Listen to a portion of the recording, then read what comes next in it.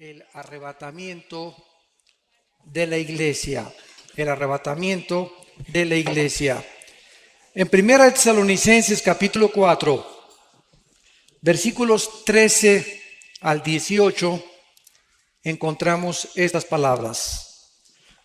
Tampoco queremos, hermanos, que ignoren acerca de los que duermen, para que no os entristezcáis como los otros que no tienen esperanza. Porque si creemos, vean el sí condicional, si creemos que Jesús murió y resucitó, así también traerá Dios con Jesús a los que durmieron en él.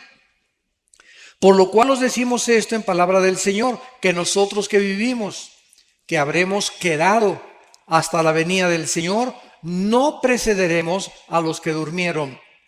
Porque el Señor mismo, con voz de mando, con voz de arcángel y con trompeta de Dios, descenderá del cielo, y los muertos en Cristo resucitarán primero. Luego nosotros los que vivimos, los que hayamos quedado, seremos arrebatados juntamente con ellos en las nubes para recibir al Señor en el aire.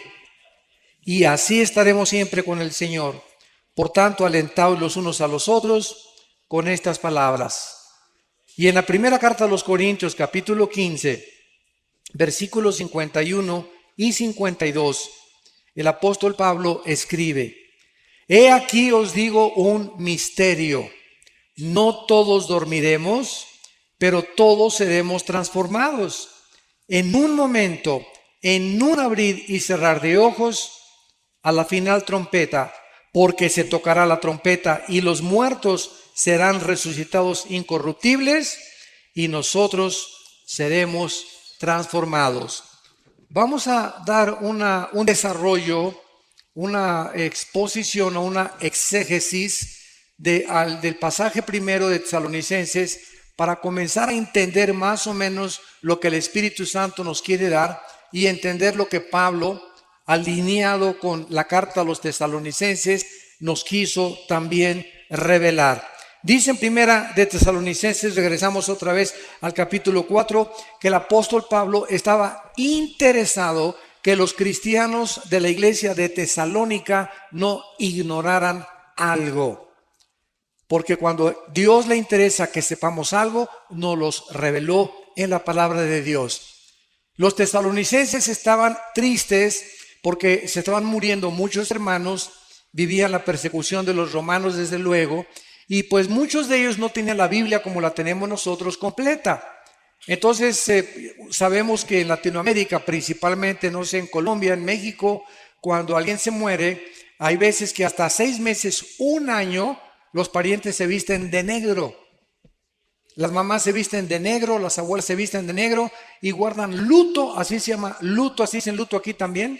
Luto 6 meses o un año y llore al muertito. Y hay veces que te encuentras a personas que perdieron un hijo hace 3 años o 5 años y siguen tristes, siguen acongojadas, siguen con mucho dolor interno. Esto no puede ser así con los hijos y las hijas de Dios. Porque si creemos ahora, si no crees en la resurrección, pues vas a seguir llorando durante 10 años. Pero cuando alguien se muere cercano a nosotros, hay una mezcla de dolor porque somos seres humanos y es bueno llorar, es terrible no llorar. Porque puede desatar una depresión peor todavía. Entonces, bueno, es sano psíquicamente llorar, pero no llorar un año. O más de 3 o 4 meses. O tal vez, ¿verdad? De vez en cuando tienes algún recuerdo de un hijo, de una hija, de tu esposo, ex esposa y salen las lágrimas, no hay ningún problema. Pero estar constantemente en estado de tristeza es contra la salud mental, porque es terrible psicológicamente y además es una manifestación tremenda de incredulidad a la resurrección de Jesucristo. Entonces Pablo, con estos antecedentes, dice: no quiero que ignoren acerca de los que duermen. La palabra dormir, como lo vamos primero a demostrar, no significa que estamos en estado inconsciente en la muerte. Hay una secta que se llama los Testigos de Jehová. Ellos sí enseñan eso. Y vamos a demostrar con la Biblia a continuación de que en el momento que morimos, inmediatamente estamos o en la presencia del Señor.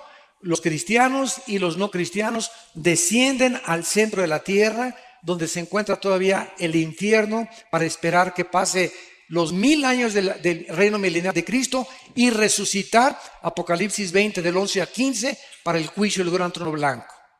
Entonces, hay varias resurrecciones en la Biblia. Cristo es la primera persona en la Biblia en resucitar sin volver a morir. Antes de Cristo, Él resucitó a varias personas, a Lázaro, pero Lázaro volvió a morir. Por eso se le llama en Colosenses el primogénito entre los muertos, el primero en su género, que ha resucitado para jamás morir. Porque en cuanto murió, dice Romanos 6, al pecado murió de una vez para siempre. Vayamos a Génesis 35 y veamos y demostremos con la Biblia a dónde se va el alma y el espíritu, o qué es lo que pasa en el momento de la muerte. La Biblia es el único libro que nos revela de qué forma tan maravillosa hay vida después de la vida, y que nuestros seres queridos que ya partieron están, que Riviera Maya, ni Hawái, ni la costa francesa, están en un lugar de descanso, tranquilos, aleluya, gloria a Dios. Y vamos a ver como a la mitad de la conferencia que nos están diciendo a nosotros, apúrense. Y nosotros aquí, alguien se muere en la ambulancia, hacemos lo imposible, y abren la paso a la ambulancia y el muertito, y con los electroshocks, para levántese, ¿verdad? Para hacerlo morir, porque queremos que siga sufriendo con nosotros. Esa es que decimos en México, esa es la neta, es la realidad. Si supiésemos que el morir es ganancia, y que el morir es el final de la vida terrestre, pero que después de la muerte, para eso Cristo vino al mundo, para vencer la muerte y decirnos, yo soy la resurrección y la vida. Juan 11, 25 y 26. Y si ustedes creen en mí, ustedes van a volver a resucitar igual que yo lo hice. Si Cristo no hubiera resucitado, no hubiera cristianismo. Porque la base del cristianismo no son dogmas, no son leyes, no son rituales, no son ceremonias. El cristianismo permanece en pie o se cae con la resurrección de Cristo. Es la base, la piedra angular del cristianismo, que su fundador volvió a vivir de entre los muertos. En Génesis 35, versículo 18, dice, y aconteció que al salírsele el alma. En la traducción la nueva versión internacional que le dije que es una de las peores, dice el suspiro. Imagínense nada más. Digo, por favor, esta palabra alma en el original hebreo es la palabra nepesh. Apúntala, como suena nepesh con SH. Se pronuncia nepej. Al morir algo se sale que etimológicamente esta palabra no se puede traducir suspiro. O lo dejó. Hay otras traducciones que he leído que dice, y al morir lo dejó. ¿Que lo dejó qué cosa? Gasparín el fantasma, que se fue de nosotros, ¿verdad? Y por eso es tan importante establecer el origen etimológico de las raíces hebreas y griegas para un estudio mucho más profundo de lo que Dios nos quiere decir. Ahora vamos a compararlo con el versículo 29. Y exhaló Isaac el espíritu y murió. Aquí se usa otra palabra hebrea, que se escribe ruach, con R de Raúl, A-C-H, se pronuncia ruach. Por ejemplo, cuando hablamos del Espíritu Santo, el Espíritu Santo es ruach, el kadosh. El Espíritu Santo, kadosh es santo en el hebreo, y el hebreo es otra, en el griego es otra palabra. Entonces vemos que la Biblia nos muestra que si se usaron dos palabras diferentes, nepesh y ruach, para describir dos elementos que tanto Hebreos 4:12 y 1 Tesalonicenses 5:23 dicen que cuando muramos el espíritu, alma y cuerpo sean guardados irreprensibles. El Nuevo Testamento, Hebreos 4:12, la palabra de Dios es eficaz que separa el alma y el espíritu. Entonces, hay dos cosas completamente diferentes dentro de ti y dentro de mí. Dos elementos de los cuales estamos formados. Concluimos que somos un espíritu, tenemos un alma y vivimos dentro de un envase, dentro de un casco, dentro de un cuerpo corruptible que día a día está muriendo celularmente.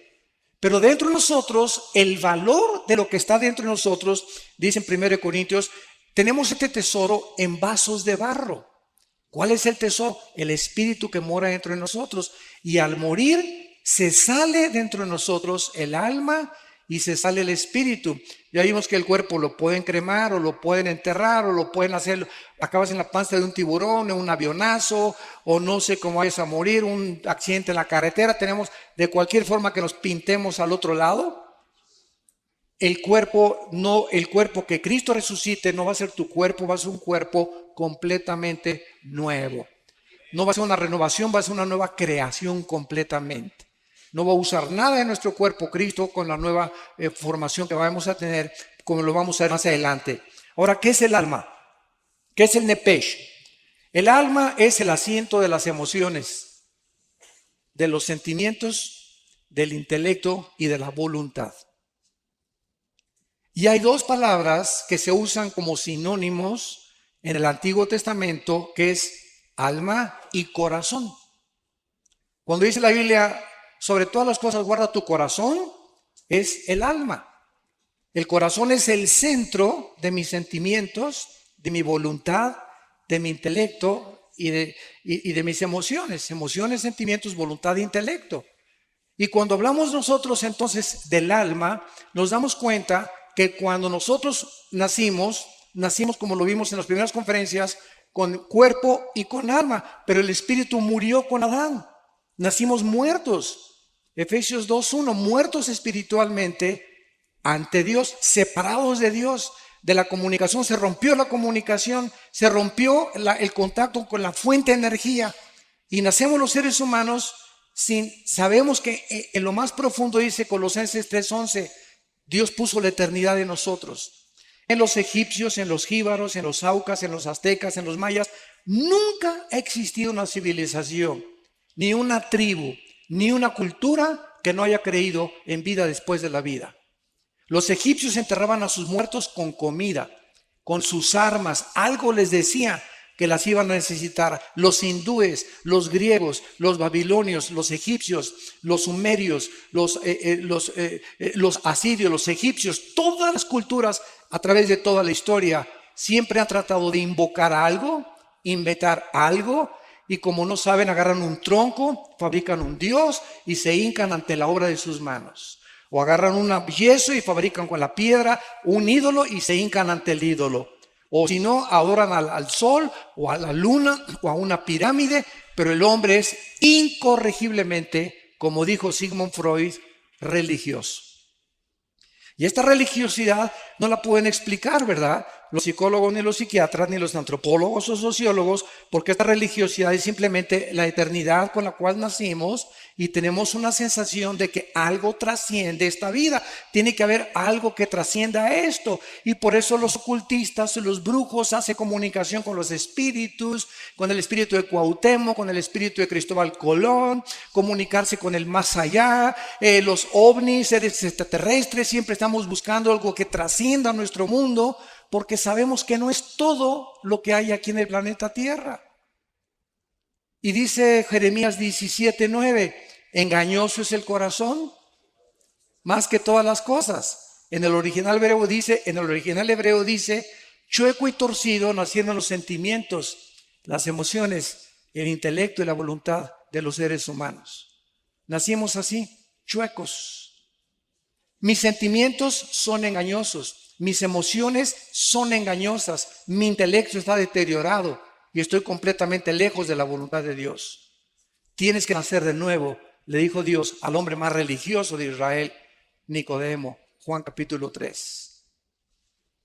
Entonces, esta es la razón por la cual no debemos de confiar en nuestras emociones y sentimientos, porque son engañosos, torcidos, completamente desviados de la voluntad de Dios. Y cuando comenzamos a Dios, viene la reprogramación de mis sentimientos y mi voluntad. Y ahora Dios me dice, Armando, no hagas caso de tus sentimientos, haz caso de lo que dice la palabra de Dios. Obedéceme. Y hazme caso. Es que, hermano, me dice una muchacha, me casé, me estoy enamorada de Chencho, hermano, y tiene convertible, y tiene una carrera, y tiene dinero, pero no es cristiano, pero estoy seguro que se va a convertir cuando nos casemos. Perdón. Entonces yo le digo a esta muchacha, mira, fíjate lo que sucede. Cuando una persona cristiana viola la palabra de Dios, porque cree que los fines justifican los medios o porque cree que son puros pretextos y se casa con una persona que no es cristiana, en ese momento el bien está haciendo y queda empoderado debajo del mal. Porque cuando el bien se pone bajo el mal aprisiona al bien y pierdes la brújula del Señor y tú acabas convirtiéndote en la religión de tu esposo o acabas siguiendo las cosas de tu esposo. ¿Por qué? Porque desobedeciste a Dios y Dios no puede ser burlado. Cuando tú haces un negocio y haces socio del 50% de tus acciones a una persona que no es cristiana, estás violando 2 Corintios capítulo 6. No os unáis en yugo desigual con los incrédulos. ¿Qué comunión tiene la luz con las tinieblas? Y cuando me uno a las tinieblas, el mal derrota al bien. El bien solamente puede derrotar al mal mientras permanece de lejos. Alguien me ha dicho, ¿y por qué Cristo se juntaba con los pecadores? Pero se juntaba para hablarles de Cristo, por favor, para hablarles de la salvación, para llamarlos al arrepentimiento, no para echarse unas chelas con ellos. Ni para brindar con tequila de México, ¿verdad? Entonces es muy diferente. Entonces, si tú tienes un amigo que es no cristiano y es tu mejor amigo, tu mejor amiga, te va a acabar jalando y te va a acabar influenciando, porque dice en Jeremías que ellos se conviertan a ti y no tú a ellos. Entonces, si tienes una persona que no es cristiana, es para estar hablando de Cristo y traerla a Cristo. Y si ella te rechaza y te dice, no, ¿sabes una cosa? No vuelvas a salir con esa persona. Porque salgo contigo para hablarte del Señor y para tratar de hacerme tu amigo, para ganarte para el reino de Dios. Pero si hay un rechazo continuo a esa persona que tú consideras tu mejor amigo o mejor amigo hacia las cosas de Dios, ten mucho cuidado porque Dios te puede abandonar. En el sentido no de que pierdas la salvación, sino que pierdas el poder para atraer a esa persona y esa persona te va a jalar al pecado, tarde o temprano. ¿Qué es el espíritu? El espíritu es la parte inmaterial del ser humano, apúntala, a través de la cual conocemos, adoramos y servimos a Dios. Juan 4:24, porque Dios es espíritu. Entonces, a Dios se le tiene que conocer solo a través del Espíritu Santo. Si ninguna persona en esta mañana o en esta tarde no tiene al Espíritu Santo, aunque te pongas en flor de loto, meditación trascendental, budismo zen, y te vayas a un parque, te concentres, etcétera, etcétera, te estás comunicando con espíritus malignos que te van a engañar. Cristo dijo en Mateo 11:25 al 27, nadie conoce al Padre sino el Hijo y aquel a quien el Hijo lo quiera revelar. ¿Quieres conocer a Dios? Nadie puede conocer a Dios sin antes conocer a Cristo, porque es Cristo el que nos da a conocer al Padre. Es imposible conocer a Dios sin Cristo primero, porque Cristo lo vino a revelar y Él es el que nos lleva al conocimiento del Altísimo y del Señor de los cielos y de la tierra. Muy bien, una vez que vemos esto, nos damos cuenta, ¿verdad? Que entonces se sale al morir el alma y el espíritu. Ahora vayamos a Apocalipsis, capítulo 6, y veamos dónde están los que salieron de sus cuerpos, si están dormidos o roncando. Nada de eso. Apocalipsis 6, versículo 9 al versículo 11. Cuando abrió el quinto sello,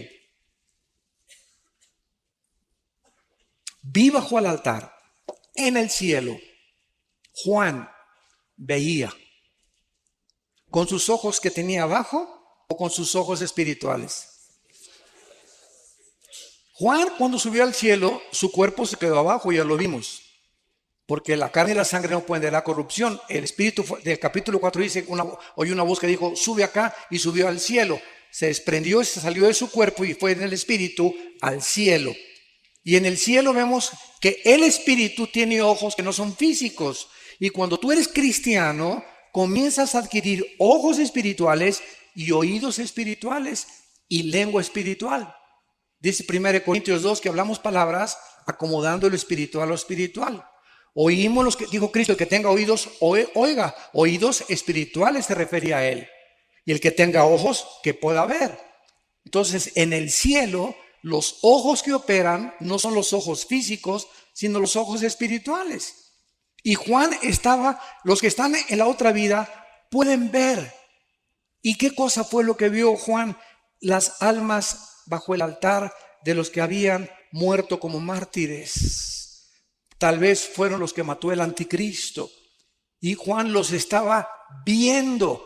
Y no se puede ver algo que es incorpóreo, inodoro e incoloro. No son otra vez como Gasparín el fantasma. Algo vio Juan y tenemos un cuerpo intermedio, 2 Corintios 5, el 1 al 7, mientras se nos da el cuerpo resucitado, glorificado en la resurrección de los muertos. Entonces, si tú te mueres ahorita, te vas inmediatamente ausentes del cuerpo, presentes en el Señor, y mientras viene la resurrección, necesitas una cobija allá arriba. Necesitamos una manta, necesitamos algo, porque el alma y el espíritu siempre están vestidos por toda la eternidad. Dice el versículo 10, y clamaban a gran voz, las almas que han muerto pueden ver, pueden oír y pueden comunicarse en el cielo. La voz, las ondas sonoras viajan en el cielo, el sonido viaja en el cielo. Y estaban hablando y estaban cerca de Dios. Y Juan estaba oyendo y estaba viendo. El espíritu de Juan en el cielo no eran ni sus ojos ni sus oídos, eran ojos y oídos espirituales. ¿Y qué es lo que oía Juan? Que el Espíritu Santo nos reveló. Tan importante. Vean lo que oyó Juan de estas almas. ¿Hasta cuándo, Señor Santo y verdadero, no juzgas y vengas nuestra sangre en los que moran en la tierra? Las almas en el cielo están conscientes y están conscientes de los eventos que están pasando en la tierra. Nos ven, se asoman y saben lo que está pasando. Y están preocupadas, en este caso las que vio Juan, porque le están diciendo a Dios, Señor, siguen las guerras, la violencia, los secuestros, las violaciones, los robos, los crímenes, tanto desgracia, tantos cánceres. ¿Cuándo, Señor, se va a acabar todas estas cosas? Y ellos no estaban pidiendo venganza, estaban pidiendo una vindicación que es muy diferente. Se los voy a explicar. Porque muchos dicen, no, es en el cielo, estaban pidiendo venganza. Y una cosa es venganza y otra cosa es vindicación. Venganza es cuando tú quieres vengar algo que te hicieron y pagar con la misma moneda. Y vindicación es establecer la justicia. Les voy a dar el ejemplo. Un juez, si tú eres abogado lo vas a entender con más claridad. Un juez, cuando condena a un reo, el reo no le puede decir, usted me está echando 50 años de edad porque se están vengando de mí. Por el amor de Dios, ¿verdad? El castigo que se te va a aplicar, pitirijas, tijas, cuijas, no es venganza, se está vindicando la justicia. Porque la justicia exige que se cumplan con 50 años de prisión los crímenes que tú hiciste. Yo no tengo nada contra ti, yo soy el juez, simplemente estoy aplicando la justicia. Esa es la vindicación. Cuando haces tú algo malo, cuando te hacen algo malo y tú no te vengas, Dios te vindica como vindicó a José con sus hermanos. Lo quisieron matar, lo vendieron a los mercaderes de Egipto y cuando él no guardó rencor ni amargura contra ellos, Dios vindicó a José. Y llegaron sus hermanos a hincarse delante de él, a reconocerlo que realmente José tenía un corazón santo y puro delante de Dios. Dios nos vindica tarde o temprano si nosotros seguimos el bien. Entonces, estas almas en el cielo estaban pidiéndole a Dios que por favor se apure. ¿Y ustedes tienen el mismo clamor?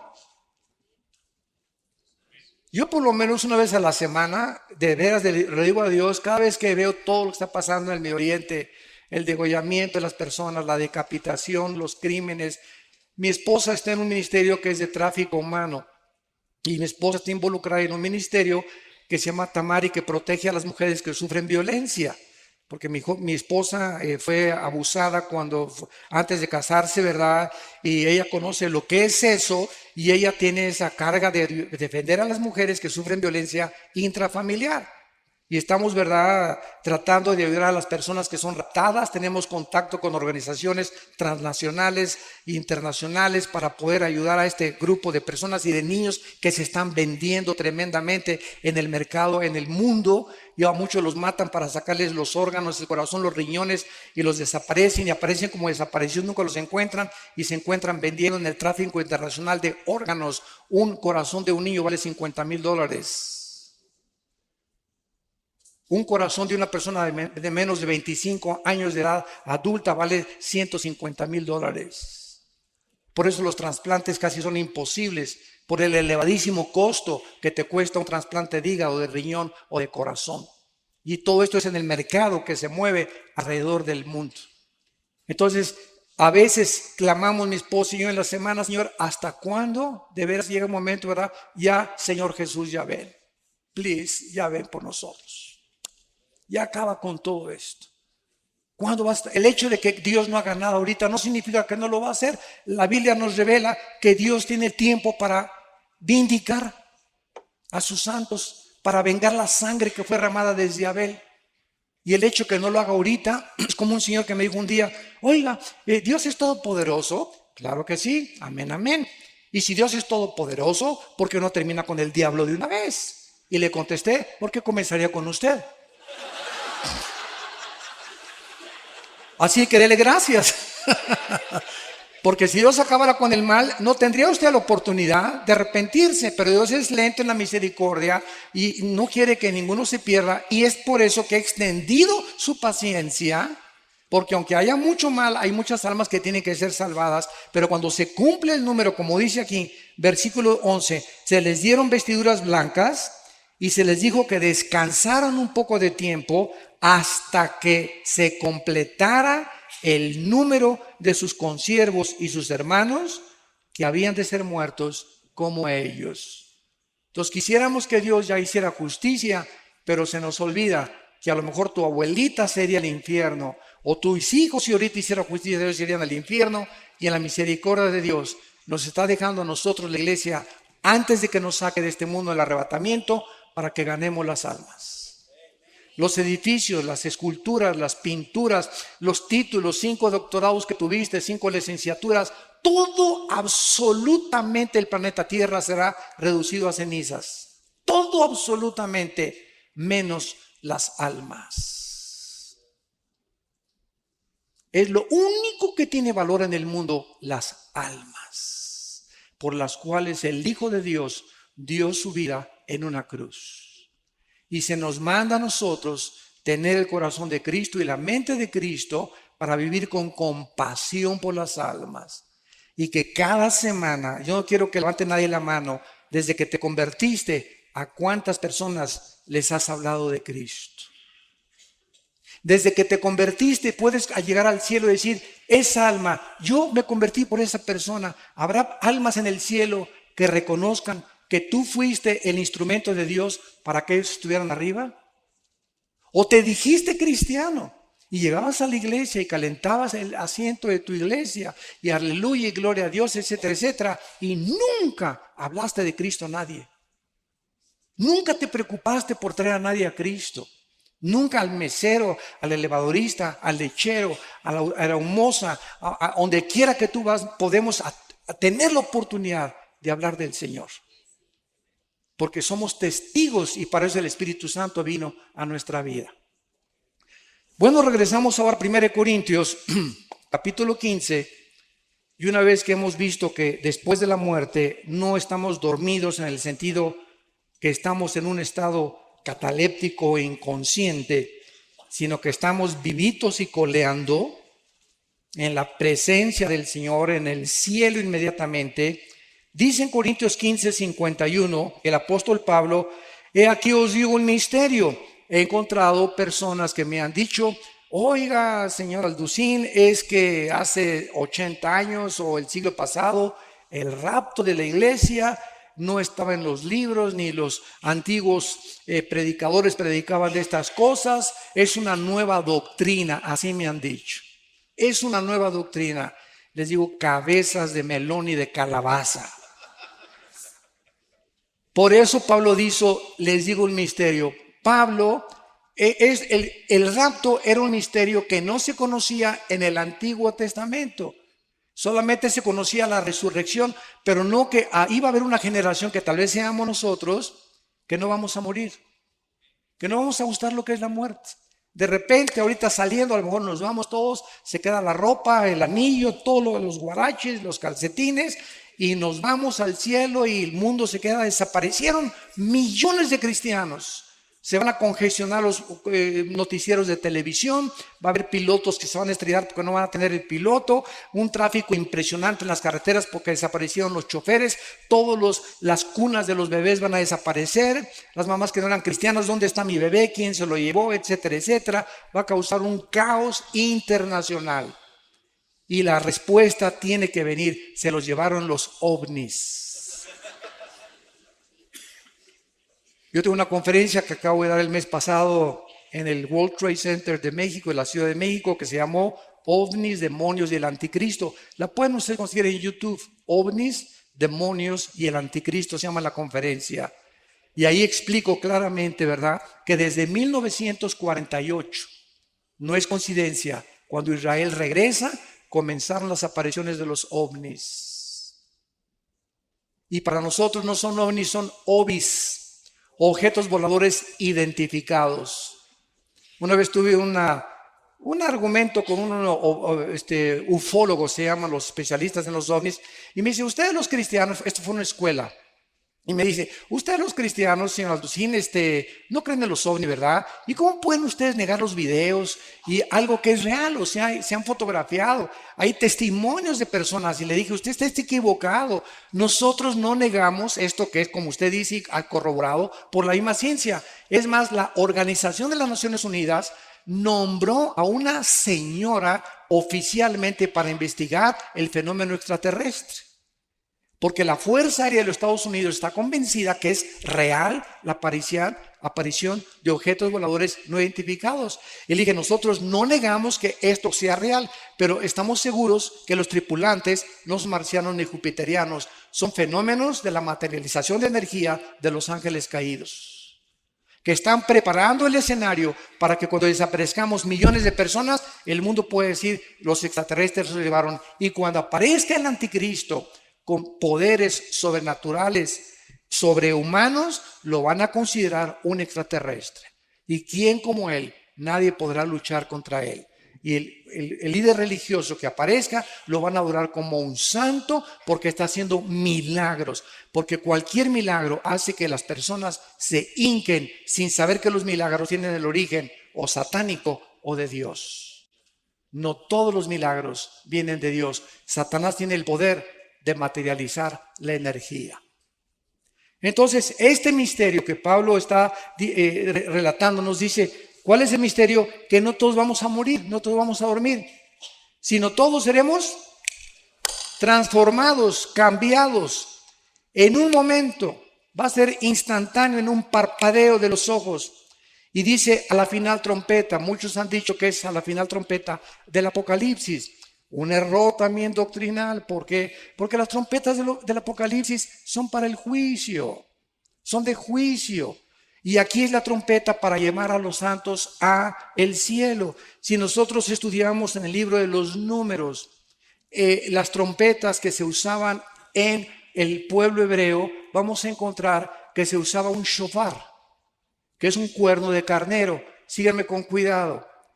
Cuando acampaban cuando acampaban todos los israelitas, las 12 tribus alrededor del tabernáculo, oeste, oriente y occidente, cuando acampaban alrededor, siempre el tabernáculo miraba hacia el oriente.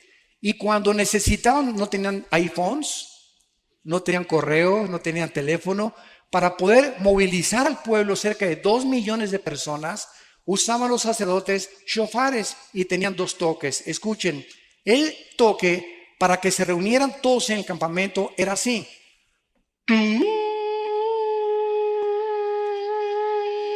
Seguido, sin parar. Y cuando era una emergencia, córranle, empaquen las cosas porque nos vamos, porque el enemigo nos ataca. Era... Cuando era intermitente, era de emergencia. Y la trompeta que se va a sonar es la de Yom Teruah, la fiesta de las trompetas. Porque Cristo cuando vino cumplió 4 fiestas y faltan 3 que se cumplan. Las 7 fiestas de Israel están relacionadas con Jesucristo. Y las 3 que faltan son las de las trompetas, la de Yom Kippur y la de los tabernáculos. Las tabernáculos las vamos a cumplir en el milenio, pero faltan las trompetas. Y cuando venga Cristo en las trompetas es el arrebatamiento de la iglesia. Y las 3 fiestas que faltan caían en el mes de Tishri, que es el mes de septiembre. Tal vez por eso fue el ataque a las Torres Gemelas el 11 de septiembre. Los acontecimientos que han convulsionado al mundo han sido en septiembre. Ahorita se esperan las lunas de sangre en septiembre, etcétera, etcétera. Yo no estoy diciendo, no digan, el hermano dijo que en septiembre nos vamos. Tengan cuidado lo que oyen. Yo no estoy diciendo eso. Estoy diciendo que coincidieron las fiestas y que la final trompeta que se está estableciendo aquí Pablo se está refiriendo es la última trompeta de la fiesta de las trompetas. No puede ser la última trompeta de Apocalipsis porque esas son para juicio y estas son para... Dios nos está llamando y solo nosotros la vamos a oír. Así que acostúmbrate a lo que acabo de tocar ahorita.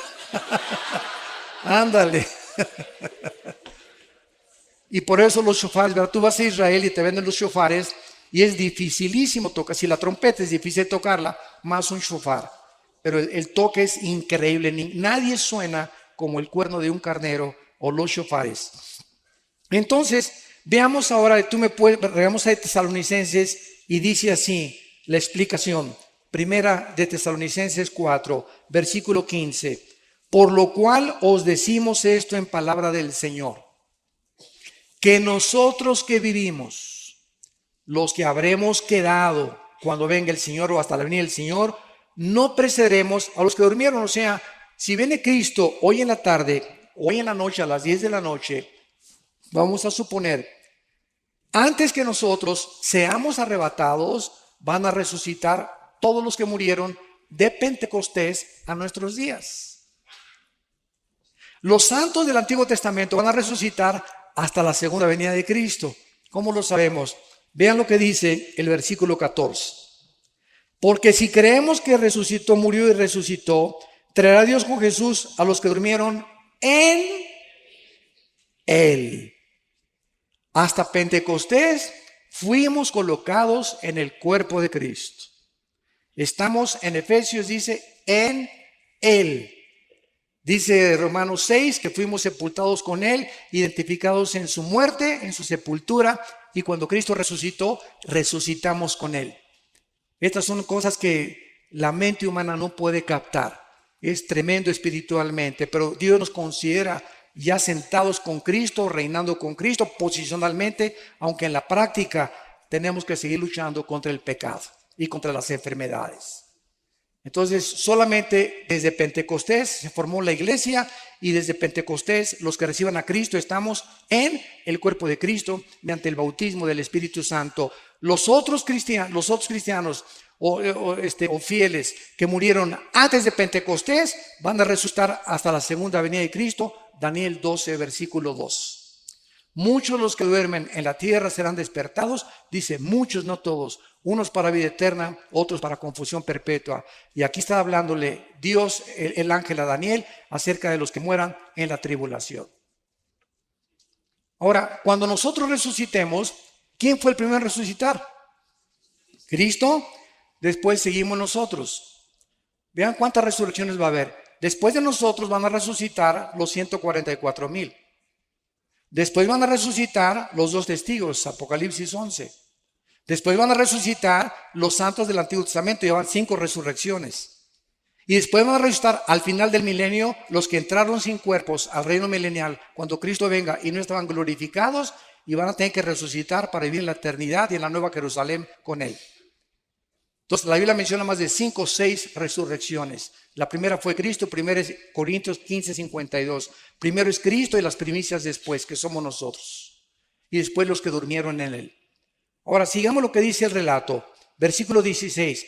Porque el Señor mismo, Cristo mismo, a todo color, en persona, físicamente, bajará del cielo. Y él bajará acompañado de Miguel, que es el jefe y comandante de todas las huestes de ángeles del cielo. Van a ser millones de ángeles cuando venga Cristo. Ninguno va a tocar la tierra, todo va a ser en el aire. Cuando llegamos de repente, ¡pum!, y nos salimos y estamos con él en el aire. Los arcángeles van a bajar con él, se va a tocar la trompeta de Dios y entonces él va a descender del tercer cielo al primer cielo, a la atmósfera. Y en ese momento todos los que están en las tumbas van a resucitar de Cristo a nuestros días, los que murieron en Cristo, los que estaban identificados, bautizados en el cuerpo de Cristo, que somos la iglesia, judíos, griegos, mexicanos, colombianos, bla, bla, bla, bla, bla. Y dice la Biblia en el versículo 17, luego nosotros, o sea, primero la resurrección de los que murieron en él, y entonces nosotros, en fracciones de segundos, en un parpadeo, vamos nosotros, dice la Biblia, a ser arrebatados. La palabra arrebatado es muy importante en el griego, apúntala. Es la palabra griega arpazo, con Z, arpazo, que significa ser sacado de en medio súbitamente o con fuerza. ¿Por qué se usó rapto? Porque la palabra en latín raptus, y arrebatados es castellano y arpazo es griego. Y como la Biblia del Nuevo Testamento fue escrita en griego, se usó la palabra arpazo. Pero cuando usamos rapto, es un sinónimo y la gente nos entiende. El rapto de la iglesia es la palabra más común. Bueno, seremos arrebatados juntamente con ellos para recibir al Señor en el aire. Y así estaremos con el Señor para siempre.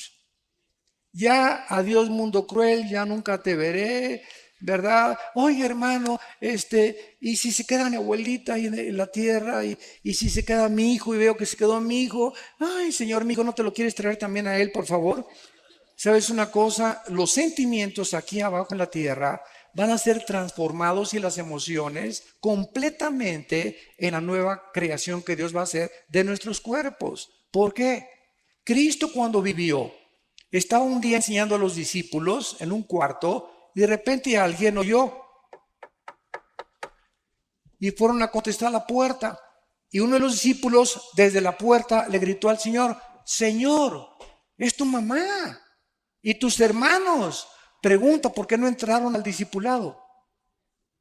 ¿Por qué no entraron al estudio? ¿Por qué no estaban con Cristo? Porque dice la Biblia que no creían en Él. María no creía en Él. María, aunque sabía lo que el ángel le reveló y le dijo que una espada traspasaría su corazón, María al pie de la cruz entiende finalmente cuánta obstrucción espiritual, porque el Espíritu Santo no ha venido, que Él era el Hijo de Dios. En las bodas de Canaán quería que lo siguiera obedeciendo. Haz esto, y le contesta a Cristo, mujer, entiende, mi hora no ha llegado. Por el amor de Dios, mamacita, pórtate bien.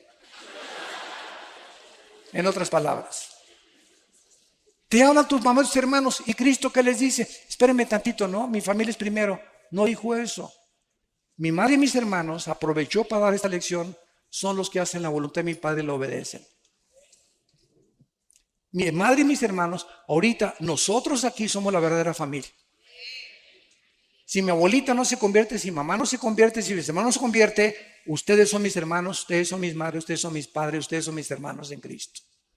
Por eso es la importancia de amarnos incondicionalmente y soportarnos y tolerarnos y vestirnos de mansedumbre y de reverencia y de humillación, porque somos hijos de Dios. Y si yo veo que alguien, un hermano, un hijo mío, lastima a otro hijo mío, me voy a doler y voy a castigar a mi hijo. Y cuando nosotros nos peleamos como cristianos, estamos peleando a un hermano y a un hijo de Dios, y Dios está enojado contigo, porque entre nosotros no puede haber rencores, ni amarguras, ni estarnos atacando los unos a los otros, no importa la denominación. Somos hijos de Cristo, estamos en desacuerdo en muchas cosas, nos vamos a poner de acuerdo arriba, pero aquí abajo amémonos como Él nos amó, porque por el amor que tengamos, el mundo sabrá que somos hijos de Dios. Ahora bien, el momento en que resucitemos, la pregunta finalmente es, ¿cómo será nuestro cuerpo? ¿Me parecería a John Travolta? ¿O a Tom Cruise? ¿O a Brad Pitt? ¿O a Madonna? ¿O a fulano de tal? Qué interesante es, vamos a Filipenses, vean todo lo que la Biblia nos revela, pero tú viendo telenovelas, Dios mío santo. Dice Filipenses capítulo 3, versículo 20 y 21. Mas nuestra ciudadanía está en los cielos, de donde también esperamos. Esta es la vida del cristiano, estamos en una continua esperanza de que venga. Estamos esperando al Salvador, al Señor Jesucristo, el cual transformará, o sea, cambiará completamente nuestro cuerpo de la humillación nuestra para que sea semejante, igual al cuerpo que cuando Cristo resucitó tenía después de haber muerto en la tumba en Jerusalén. Para que nuestro cuerpo sea igual al cuerpo, con la semejanza, con las características que el cuerpo de Cristo tenía. Ahora viene la otra pregunta para terminar. ¿Cómo era el cuerpo de Cristo y qué características tenía? Número 1. Cuando Juan se acercó a la cruz, vio una gota de sangre mezclada con agua que salía del costado de Cristo. Porque los soldados romanos, sobre todo los centuriones, que eran los jefes de los soldados, tenían la obligación de jamás bajar a nadie de ahí cuando tuvieran el 100% de seguridad que había muerto. Porque ahí de ellos, si bajaba alguien todavía estaba coleando, ¿verdad?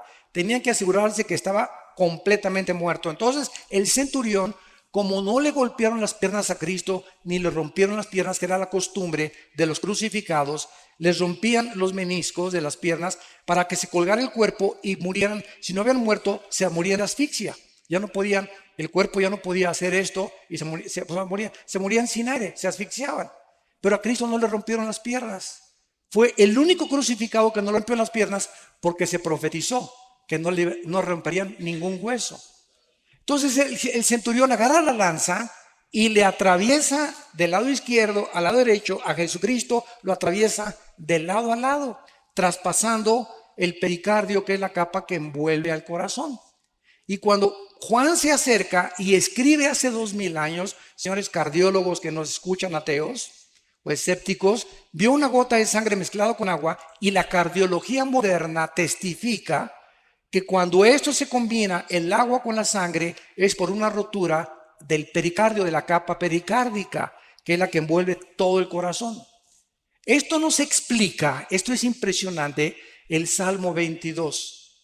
Porque el Salmo 22 es un salmo que escribió David 1000 años antes de la crucifixión. Comienza, Dios mío, ¿por qué me desampararon? Y explica lo que Cristo estaba experimentando en la cruz. 1000 años antes de que Él fuera crucificado. Y pone, clavaron mis manos y mis pies, sobre mi ropa jugaron suertes. Y entonces dice el Salmo, mi corazón fue como la cera derritiéndose en medio de mis entrañas. Pregunta, ¿de qué clínicamente, cómo podemos decir que ocasionó la muerte de Cristo? ¿No murió de asfixia? No murió de desangramiento, porque cuando ya salió la sangre mezclada con agua, ya no tenía una sola gota de sangre en su cuerpo. El corazón fue como cera. Lo que ocasionó la muerte de Cristo fue que el corazón le explotó de dolor.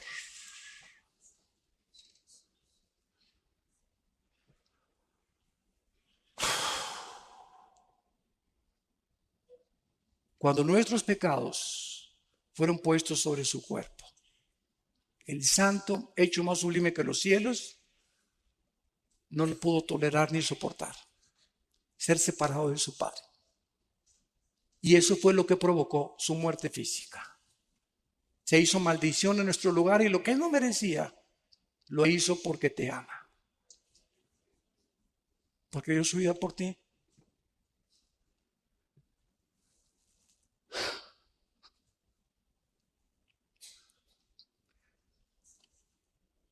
En segundo lugar, vamos a Lucas capítulo 24 y veamos otra característica de Jesús cuando resucitó. Esto es también muy interesante. Dice Lucas 24. Estamos viendo nuestro cuerpo, igual al de Cristo, ya no va a funcionar con la circulación de la sangre. Ahorita nuestros cuerpos necesitan la sangre porque la vida, antes de que se descubriera la circulación de la sangre, en Levíticos 17:11, 3000 años antes de que se descubriera, señores médicos, la circulación de la sangre, la Biblia decía, la vida de la carne está en la sangre. Y es interesante que la palabra vida, ahí en Levítico 17:11, sea la palabra hebrea nepesh, que es alma. Escuchen, el alma está en la sangre. El alma se transmite en la sangre. Por eso la sangre de José no podía ser transmitida a María, porque hubiera sido un alma pecadora, la del Hijo de Dios. Dios tenía que poner el cromosoma Y en María para que el Hijo de Dios naciera sin pecado, transmitido por la infección del ser humano. Entonces no vamos a tener sangre, vamos a estar regidos por otras leyes fisiológicas. Dice en Lucas 24, versículo 36, mientras ellos hablaban de estas cosas, aquí estamos viendo a los judíos, a los discípulos, apóstoles, ya caminando, todavía Jesucristo ya había resucitado. Jesús se puso en medio de ellos y les dijo, paz a vosotros, shalom, shalom, shalem, tranquilos, calmados, mantengan la serenidad interior. Es lo que la palabra shalom abarca como 10 traducciones la palabra shalom en el hebreo.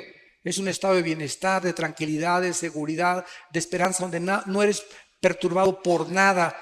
Puede el mundo estar temblando, puede caer el petróleo, pueden caer los billetes de dólares, puede haber una guerra, pero tú estás completamente como un pajarito junto a una cascada inmensa. El pajarito está dormidito, ni pío, pío, pío hace, porque sabe que la cascada nunca llegará a él. Esa es la paz que sobrepasa todo entendimiento, estar en medio del huracán y de los problemas, pero sabemos que estamos seguros en las manos del Señor. Para siempre.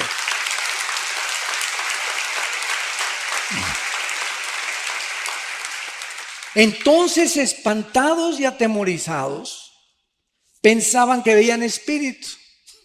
Pero Él les dijo, ¿por qué están turbados y vienen a vuestro corazón estos pensamientos? Miren mis manos y mis pies, y yo mismo soy. Palpen y vean, porque un espíritu no tiene carne ni huesos, como veis que yo tengo. Y diciendo esto, les mostró las manos y los pies. Y como todavía ellos de gozo no lo creían y estaban maravillados, les dijo, ¿tienen por ahí algún guisado colombiano? La Biblia menciona casi siempre los pescados y la miel como los alimentos, el mejor alimento que puede el ser humano tener, el pescado y la miel. Y está demostrado con el tiempo, ¿verdad? Que la miel la puedes tener, nunca se echa a perder la miel. Es impenetrable por ninguna bacteria ni por ningún microbio. Bueno, haciendo a un lado esto, vemos que el cuerpo de Cristo no tenía sangre. Al mismo tiempo, el cuerpo de Cristo era un cuerpo que se materializaba y se desmaterializaba a voluntad. Podía atravesar las paredes y podía ser tocado, y tocaban algo sólido los discípulos. Y en tercer lugar, nuestros cuerpos nuevos vamos a seguir comiendo. Adán, antes de pecar, comía. Entonces, y dice en Apocalipsis 22 que habrá el árbol de la vida en la Nueva Jerusalén. ¿Por qué? ¿No se han preguntado esto? El árbol de la vida aparece en Génesis 2 y en Apocalipsis 22. Nada más, el árbol de la vida. Antes del pecado, participaban del árbol de la vida. Y después del pecado, dejaron de participar del árbol de la vida. Ahora participamos del árbol de la vida, que es una representación de Cristo. Pero cuando muramos con cuerpos ya glorificados, vamos a participar del fruto que Adán rechazó. La pregunta es ¿por qué? Porque Dios nos muestra que aún resucitados y eternos con Él, jamás seremos dioses. Siempre dependeremos de Él. Ningún ser humano será autónomo jamás en toda la eternidad y ni jamás tendremos la deidad. Porque Dios es el único que existe con el Padre y el Espíritu Santo. Entonces, esta es la cuarta. Y la última característica está en Hechos capítulo 1. Hechos capítulo 1. Dice la Biblia que ya al final, cuando ya Cristo se apareció a más de 500 personas durante cerca de 40 días en Jerusalén y los alrededores, entonces ya llegamos al momento de la ascensión, cuando ya Jesús deja el planeta Tierra y ya no vuelve a regresar, más que cuando se le aparece a Juan para que escribe el Apocalipsis. Y dice Hechos capítulo 1, versículo 9, y habiendo dicho estas cosas, viéndolo ellos, fue alzado. De repente estaban con él y de repente comenzó Jesús a violar la ley de la gravedad. La ley de la gravedad ya no operaba en el cuerpo resucitado de Cristo. Vamos a tener como cuarta característica que vamos a poder volar. No sé cuántos de ustedes han soñado que vuelan. Siempre me sorprendo con la misma respuesta. Casi la mayoría hemos soñado que volamos. Yo tengo como 3 o 4 meses que ya no sueño que vuelo. Pero por lo menos 2 o 3 años, así de repente sueño no con la capa roja, ¿verdad?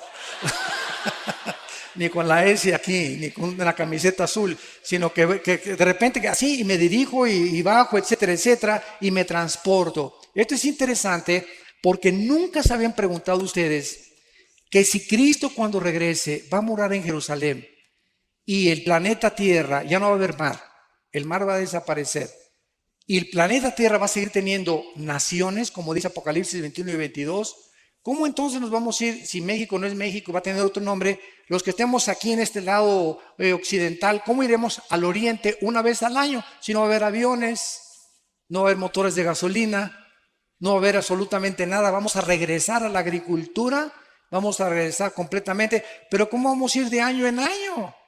Caminando nos tardaría quién sabe cuántos años en llegar a Jerusalén, pues vamos a ir volando. De repente atravesamos, ¿verdad? Todos cientos de millas o de kilómetros y estamos en Jerusalén y regresamos a casa otra vez. ¡Qué bendición tan grande! ¿Y tú que querías ser Superman? Bueno, damos gracias por la palabra de Dios. Han sido ustedes un público admirable. De veras, como esponjas han recibido la palabra. Gracias por sus vidas. Muchas gracias. Las preguntas, ¿verdad? Una ronda de preguntas rápidas, doctor Alducin. Pregunta, quisiera saber si la Biblia admite la presencia de extraterrestres en la Tierra. ¿De quién? Extraterrestres. Dice, toman como evidencia la construcción de las pirámides y de Machu Picchu, entre otros. Bueno, esos extraterrestres son los ángeles caídos, que han dejado su huella, ¿verdad? ¿Quién les dio esa sabiduría a los mayas para poder hacer lo que hicieron con los calendarios sin computadoras, sin calculadoras, sin telescopios? ¿Qué civilización, qué conocimiento le dio a los egipcios o a los que hicieron las pirámides de Egipto para hacer que rocas de 15 toneladas que ni siquiera existen en el Cairo, ni cerca de Egipto, de dónde las trajeron todavía no saben, pueden haberlas puesto junto y partirlas como mantequilla, ensamblarlas una a otras, como las de Machu Picchu, como las de Stonehenge? Todo esto es obra de que el mundo ha sido visitado por extraterrestres. Nada más que estos extraterrestres, la Biblia es la única que los desenmascara. Y no son extraterrestres, ¿verdad?, de Júpiter o de Marte, son ángeles caídos que la Biblia revela que vienen al mundo a proporcionarnos conocimiento para comprar nuestras almas y engañarnos y llevar al final al mundo a su propia autodestrucción. Entonces, claro que existen los extraterrestres, pero son los ángeles caídos y los que sirven a Dios, que nos ministran y nos ayudan a que nuestro pie no tropiece en piedra. ¿Qué significa el arrebatamiento de los 144,000? ¿Qué significa? Dice, ¿qué significa el arrebatamiento de los 144,000? Pues que fueron arrebatados, ¿verdad? Bueno, eso es desde ese punto de vista. Y en segundo lugar, creo que sí estoy tratando de captar la pregunta. Tal vez, ¿qué significa teológicamente? No, me imagino que es eso. Bueno, es importante que entendamos lo siguiente, la iglesia tiene que salir del mundo para que Israel vuelva a entrar al campo a jugar en lugar del Barcelona. Entonces es importante que los judíos vuelvan, por eso dice Romanos 9, Romanos 10 y Romanos 11, 3 capítulos de Romanos dedicados a explicarnos que Dios no ha terminado con los judíos. Están en la banca, ahí está el Chicharito en la banca todavía. Y después le dan su chance, ¿verdad? Para que mete el gol y pase el Real Madrid, ¿verdad? A la liga. Entonces ¿cómo que hay? Cuando los judíos, ¿verdad? Salgamos nosotros, la banca, que están en la banca, van a entrar al partido y entonces será predicado el Evangelio eterno y Dios escogerá 144,000 judíos que pueden ser colombianos, porque hay judíos colombianos sin que tú lo sepas, hay judíos mexicanos, hay judíos etíopes, hay judíos franceses. Repito, las 10 tribus se perdieron y fueron dispersas por todo el mundo y hay cantidad de judíos que no saben que son judíos. Y Dios va a levantar de todas las naciones, va a ser el último ejército de Dios. Entonces significa que Israel vuelve otra vez a entrar al campo, al escenario, y ahora le toca a Israel la evangelización última del mundo. ¿Hay alguna información genética que pueda determinar que una persona sea homosexual o lesbiana? Si hubiera algún gen que determinara eso, entonces no habría ninguna responsabilidad y la Biblia sería mentirosa. Porque entonces yo no tendría ninguna base para poder condenar a una persona que ha escogido ser mujer y es hombre, o a un hombre que ha escogido ser hombre y es mujer. Entonces no hay ningún gen absolutamente que demuestre eso. Esto es una aberración completa que han tratado de usar para justificar precisamente un pecado de homosexualidad o de lesbianismo. Quiero decirles que de acuerdo al doctor James Dobson, que es un psiquiatra, psicólogo norteamericano cristiano en Los Ángeles, de acuerdo a sus investigaciones, la mayor parte de los homosexuales vienen de hogares de matriarcado, donde en el hogar no había una figura masculina como el patrón, era la mamá la que mandaba y la que daba las órdenes, donde el papá perdió completamente toda la autoridad y la mujer tomó la autoridad. El niño varón necesita un patrón de un hombre. Esto es indispensable para su crecimiento y salud psíquica normal y espiritual.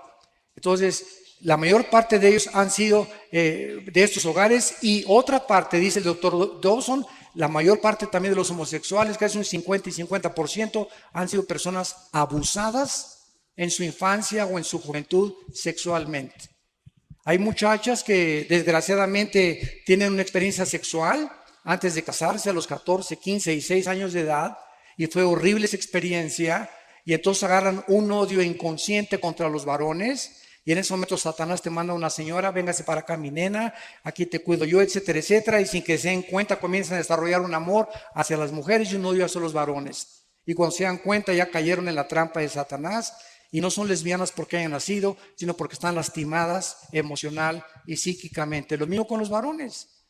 Muchachos, que mi esposo y yo, a todos los homosexuales y los que tenemos en la iglesia, porque tenemos muchos y los aceptamos, pero les decimos los aceptamos porque la iglesia es un hospital, pero ustedes tienen que cambiar su conducta y echarle ganas y discipularse y confesar su pecado, y si a los 6 meses o un año no han cambiado, no los mandamos a un campamento de jóvenes, ni que enseñen la escuela dominical, ¿verdad? Tampoco. Tienen que pasar 4 o 5 años, ¿verdad?, para que podamos realmente ver que hay fruto. Decía David Wilkerson, un grande hombre de Dios que fundó los Teen Challenge, el desafío de la juventud, los centros de rehabilitación más grandes cristianos del mundo. Él el pastor en Times Square de la iglesia pentecostal Asambleas de Dios. Y decía David Wilkerson que de todas las personas que ha conocido, heroinómanos, cocainómanos, marihuanos, etcétera, etcétera, el homosexual es la persona más difícil de rehabilitar, pasando los 25 años de edad. Antes de los 25 no están tan lastimados y hay mucha oportunidad de salvarlos, pero ya a los 30, 40, si siguen practicando eso, es 10 veces más difícil. Doctor Alducin, ¿es bíblico la doctrina de cubrir los objetos y personas con la sangre de Cristo? No. Ejemplo, yo cubro con la sangre de Cristo mi casa. ¿En qué Biblia está eso? Ni en los mormones está eso tampoco, ¿verdad? Yo creo que ni en el Corán está eso. Esas son costumbres y tradiciones que hemos inventado. ¿Qué es la sangre? ¿Qué es la sangre? La sangre es la vida. Cuando Jesús derrama su sangre, ¿qué derramó? Su vida, porque la vida está en la sangre. Entonces, cuando tenemos a Cristo entre nosotros, ¿a quién tenemos? La vida de Cristo. Y cuando decimos, la sangre de Cristo me cubre, ya estoy cubierto, porque lo tengo a Él dentro de mí. Entonces no necesito que te cubra la sangre de Cristo, porque no aparece, ya fuimos rociados con la sangre de Cristo, dice 1 Pedro, cuando recibimos a Cristo dentro de nosotros, y fue su sangre la que nos dio la vida, porque es la vida la que está en la sangre. Como tampoco ya hay que ungir mi coche cuando compro un carro o mi casa para que no entren los demonios, porque todas estas cosas pertenecieron al Antiguo Testamento. Ahora es la oración, tengo mi casa, mi coche, mi motocicleta. Padre, te encargo mi casa, reprendemos todo espíritu de aquí. Esta casa es usada para la gloria de Dios, mi carro es para la gloria de Dios. Guárdanos de choques y accidentes, pero estar ungiendo las cosas perteneció al Antiguo Testamento porque el aceite era un símbolo del Espíritu Santo. La única parte que se usa el aceite en el Nuevo Testamento es en Santiago 5, unjan a los enfermos y los líderes y la oración de fe salvará al enfermo. Pero estar ungiendo y bajo la sangre de Cristo, etcétera, etcétera, son frases que hemos acuñado, ¿verdad? Y queremos, yo entiendo lo que quieren decir, ¿verdad? Te cubro bajo la sangre de Cristo, o sea que estoy diciéndole a mi hijo, ¿verdad? Que el Señor te proteja, pero si mi hijo se porta mal, ni la sangre de Cristo lo va a cubrir. Entonces no es mágico esto. Casi es como el agua bendita. Si el alma está en la sangre, donar órganos y transfusiones de sangre es un error. No, absolutamente. Este es el error de los testigos de Jehová. Como ellos saben que la sangre, el alma está en la sangre, evitan las transfusiones y prefieren morir a que les transfundan sangre. Han sido demandados por la ley en Estados Unidos los testigos de Jehová por eso, porque cuando se necesita una transfusión de sangre no la hacen. Entonces es imposible que digamos, ¿verdad?, que va a ir el alma ahí transfundida, porque no es correcto eso. Cuando Dios sopla sobre Adán el soplo de vida, se trataba del Espíritu Santo que después de la caída por el pecado se separó y trajo muerte espiritual. Así es, efectivamente. Antes de la caída, ¿qué tipo de espíritu había en Adán? No, o sea, antes de la caída el ser humano fue habitado por Dios, el Espíritu Santo. El Espíritu se movió sobre la faz de las aguas, versículo 2 del Génesis. Y después de la caída el Espíritu Santo se sale de Adán y el ser humano queda dependiendo no solamente empíricamente de sus 5 sentidos, que son las ventanas del alma. Mis ojos, mis oídos, el gusto, el tacto, el oído, el olfato, etcétera, etcétera. Y dependemos de eso. Y por eso muchos ateos dicen, yo no creo lo que no veo, ni lo que no oigo, ni lo que no toco, ni lo que no huelo. ¿Verdad? O sea, si está fuera de mis 5 sentidos, no lo creo. Y eso es absurdo, ¿no? Porque tampoco, como dijo un ateo que llegó en México, en Tabasco, en un caballo, un gobernante que llegó a un pueblo y les dijo a los cristianos, una iglesia evangélica, les doy 3 minutos para que me muestren que Dios existe, si no quemo la iglesia. Y todos se volteaban, demuéstrenme que Dios existe, y lo quiero ver. Y entonces una viejita saca una naranja y la parte a la mitad. Y le dice, oiga general, ¿ve usted esta naranja? Claro que la veo, vieja tonta, pues no estoy ciego. Bueno, me la voy a exprimir. Y hace la viejita esto y se le exprime en la boca. Y le grita al general, ¿a qué sabe? Vieja tonta, lo tengo que probar. Y le contesta, pues así es Dios. Lo tiene usted que experimentar personalmente. Lo tiene usted que probar por usted mismo. Y no quemó la iglesia. Fue un general muy famoso que después se convirtió. Gracias a Dios. 5 años después de eso se convirtió antes de morir. Le concedió Dios la misericordia de poder salvarse. Y así es Dios, o sea, yo te puedo traer todas las evidencias que quieras, pero si tú no quieres creer, aunque se te aparezca alguien de los muertos, no vas a creer. Porque así lo has decidido en tu corazón. Siguiente pregunta. Si los ángeles están en prisiones, ¿cómo es que se materializan para los ovnis? Pero no todos están en prisiones. Están en prisiones eternas, dice Judas, los que en Génesis 6 quisieron meterse con las mujeres y alterar el genoma humano. Pero fueron un grupo de ángeles nada más, no todos los ángeles. Porque hay otro grupo de ángeles caídos que siguen operando con Satanás. ¿Cuál es la raíz espiritual de la enfermedad del Alzheimer? Y también me preguntan sobre la esquizofrenia. Bueno, espiritual. de Alzheimer no sé, ¿verdad? No soy médico especialista en eso, que le pregunte uno al médico, ¿verdad? No sé realmente de dónde venga. El síndrome de Down, pues es un cromosoma que falta, ¿verdad? O que está agregado de más. Pero Alzheimer, no sé, tal vez. Me han dicho muchísimas veces que el café evita el Alzheimer, ¿verdad? Y que el ejercicio y la memorización, tal vez. Entonces parece que es genético. Hay un gran índice de enfermedades de origen genético, como la diabetes. Hay personas que son flacas y las conozco yo y tienen diabetes tipo 2. Y hay gordos, gordos, gordos, tan feliz como Santa Claus que no tienen ni diabetes.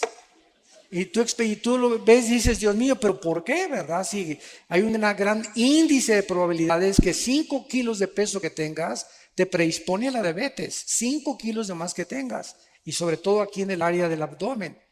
Porque hay gente entonces gorda y etcétera, etcétera, y están más sanos que tú y que yo. ¿Verdad? La genética tiene muchísimo que ver en muchas enfermedades. Así es. Doctor Alducin, usted dijo que Cuba es como una cárcel. ¿Qué opina que los diálogos de paz de Colombia se estén desarrollando desde Cuba?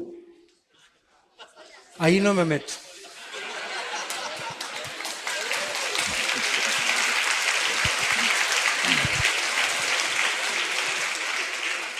No me meto porque estoy en un país que no es mi país. No sé las intenciones del gobierno actual colombiano y no puedo juzgar así porque no estoy muy inmiscuido ni profundizado en este problema político ni con las FARC tampoco. Entonces, disculpen, no puedo opinar en algo que no tengo la suficiente información, ¿verdad?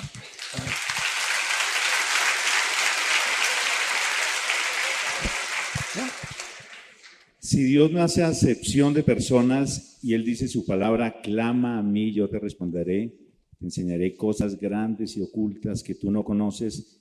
¿Por qué Dios, así como hizo con Juan y Pablo, no puede mostrar a alguno de sus hijos el cielo o el infierno, doctor Alducin?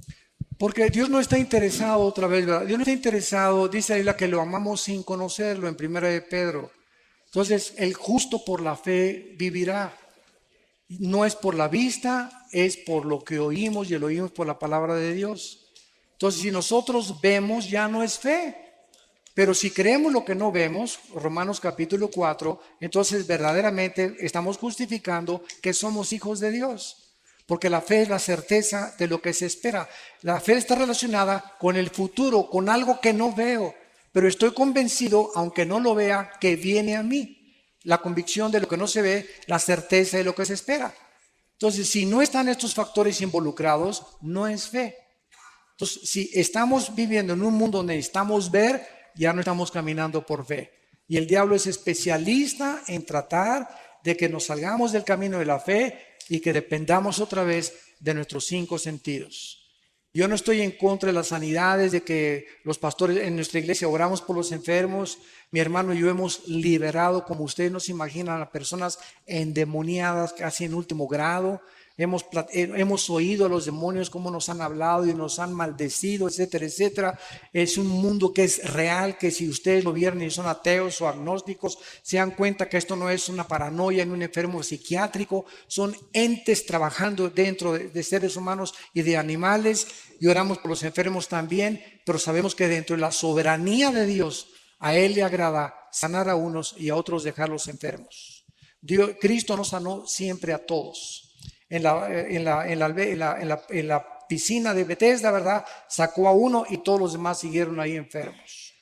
Entonces, es la soberanía de Dios. Dios sigue sanando y Dios sigue haciendo milagros, pero no estamos buscando eso de Dios, sino que Él obre soberanamente y que sane al que Él quiera. Pero siempre tenemos que orar por los enfermos, donde quiera que tengamos la oportunidad, oremos por ellos, porque Dios los puede sanar y Dios sigue haciendo milagros, pero ya no depende de nosotros. Depende de su soberanía, ¿verdad? ¿Qué opina de la Iglesia Ministerial de Jesucristo Internacional que da profecía colectiva masiva? ¿Cuál es esa? ¿La de José Luis Ramírez? ¿Que él dice que es Dios o cuál es esa? No sé cuál es. Mira, no, eso es un movimiento político. Dice que dan profecía colectiva y generalizada. ¿Pero es evangélica o dentro de qué está clasificada? Cristiana. Si es cristiana no me meto, no quiero criticar a nadie. ¿verdad? No sé nada, no estoy informado, no sé por qué oran, por qué no oran, qué profecías dan, etcétera, etcétera. Lo único que sabemos es que si alguien está profetizando lo que va a suceder, no es un profeta de Dios. Porque el profeta ya no es el que anuncia cosas futuras, sino el que habla para edificación, exhortación y consolación. 1 Corintios 14:2. Muy bien. Hay otra pregunta. Cuando se nombró al actual o se eligió al actual Papa, cayó un rayo en el Vaticano. ¿Esto fue alguna señal? Esa es de Darío. Yo le dije a mi esposa, esto no es una coincidencia, que haya exactamente caído en la cúpula de San Pedro, el momento en que esta persona estaba ahí, ¿verdad? Y ya los presagios que no es un buen presagio, desde luego eso sabemos que no es, puede haber sido puede ser una señal de Dios de que algo se viene más adelante o se avecina algo, ¿verdad? O que algo malo va a suceder, pero no sabemos, o sea, hacer especular. Lo único que sabemos es que no es coincidencia, fue algo real, fue algo impresionante que fuera en la mera cúpula de San Pedro, y esto desde luego que no es algo positivo, ni es algo bueno, ni una bendición, ¿verdad? Entonces no sabemos qué realmente detrás, qué se encuentra. Hay preguntas que en realidad la gente quiere escuchar una respuesta y veo que esta es de mis hermanos de Venezuela que nos acompañan hoy. ¿Cree usted que la situación que se vive en Venezuela, el socialismo y otros países que se unen al socialismo es parte de lo profético o tiene algún fin esta situación que se vive en Venezuela? Bueno, otra vez, sin querer inmiscuirme mucho en política, solamente puedo decir lo siguiente, ¿verdad? Que mientras no haya una oposición, no hay democracia. Y mientras algún gobierno no le permita a la oposición votar y expresarse libremente, se acabó la democracia. Entonces es una farsa, ¿verdad? Y si algún gobierno está profesando una cierta democracia y con los hechos y las acciones demuestra lo contrario, pues está demostrando completamente, ¿verdad?, que están engañados a sí mismos y que han adoptado otra clase, como tú lo acabas de decir, ya no es democracia, es un socialismo que tiene una tendencia tremenda hacia el comunismo, hacia la izquierda, hacia un gobierno totalitario y dictatorial. Doctor Alducin, ¿cómo se puede explicar la charla que tuvo Saúl con Samuel por medio de una divina? Muchos han dicho que esto no pudo haber sido una realidad porque no hay comunicación con los muertos. Sin embargo, aquí no hubo ninguna comunicación con los muertos. Cuando Saúl fue a conseguir a la bruja de Endor para tener contacto con Saúl, para tener contacto con Samuel que había muerto y Saúl ya había llegado, podríamos decir, ya había cometido la blasfemia contra el Espíritu Santo. Saúl ya había llegado al colmo de los colmos y ya acabó con los brujos, ¿verdad? Entonces, cuando esta mujer invoca, dice la Biblia que cuando sale Samuel de entre los muertos del Sheol, ella se espanta. Y entonces ella dice, estoy viendo a dioses, y la palabra que se usa ahí es Elohim. Estoy viendo dioses porque es el plural de Dios. Y la profecía que le da Samuel a Saúl se cumplió y el diablo es un mentiroso. Entonces, todo lo que le dijo Samuel se cumplió al pie de la letra. Tus hijos van a morir, tú vas a morir, etcétera, etcétera. Y le dio la última advertencia de Dios. Entonces yo pienso que en la soberanía de Dios las excepciones no rompen las reglas. Y Dios lo permitió en su soberanía para poder castigar finalmente a Saúl eternamente con sus hijos. Menos Jonatán, ¿verdad? Porque Jonatán fue salvado. ¿Qué papel cumple el Vaticano en las profecías bíblicas? Uy, muchísimas. Ya nos da tiempo, ¿verdad? Pues lo único que sabemos, ¿verdad? Que con todo respeto, ¿verdad? Yo sé que hay muchos católicos que ya están aceptando a Cristo. La Biblia fue cerrada, así fue cerrada por el Vaticano en el año 375, cuando el emperador Constantino dice que se convierte y absorbe el cristianismo como religión oficial. Esto forma parte de la historia cristiana y lo podemos hablar. Y desde el año 375, escúchenme, hasta 1961 y 62, en el Segundo Concilio Vaticano, fue el Papa Juan XXIII, de los mejores papas que ha habido. Es el primero en que comenzó a leer la Biblia, porque se fue prohibida por más de 1800 años. Prohibida, que nadie la leyera, y la escondían del populus, de la población. Y Juan 23 abre la Biblia y comienza.